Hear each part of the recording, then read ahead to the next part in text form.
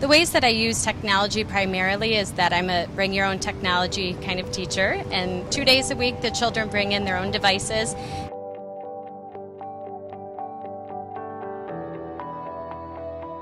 And I just leverage their devices in our learning activities throughout the day and whatever we're learning about. So bring your own device is pretty much my main platform.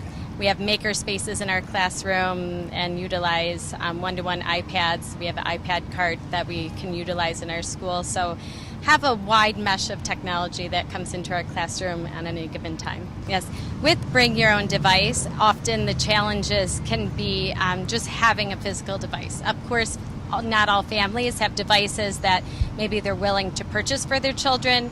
They might not have the funding, or that child might not be responsible enough for them to trust with these, hundreds of dollar devices. You know how that goes. So the challenge doesn't usually happen to go with like the actual apps or the content on the devices. Sure.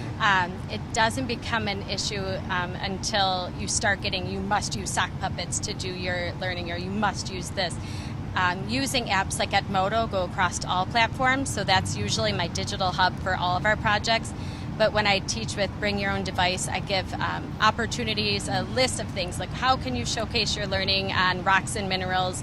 And some kids could say, I'm going to do a sock puppet play, or I'm going to create a Google presentation, or I'm going to write a report on Google Docs. So you just give them an underlining, statement, and they kind of take their learning where it needs to go, customizing it with their devices.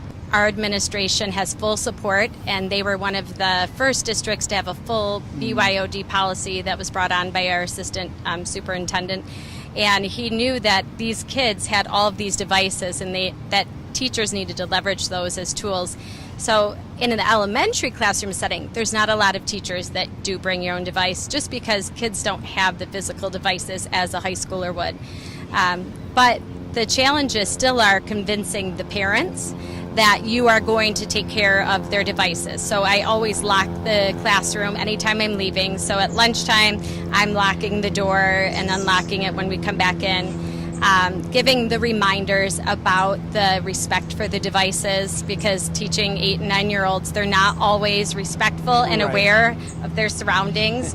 But also the challenges are just that you have to convince parents that they're just not playing on their devices all day. So really communicating the things that the children are doing on the devices, sharing out their projects so you can build in that buy-in, because the kids will get excited about some of the things and go back home and say, oh, we're on our devices, all morning. And they really think that they're just plugged in free time on their devices.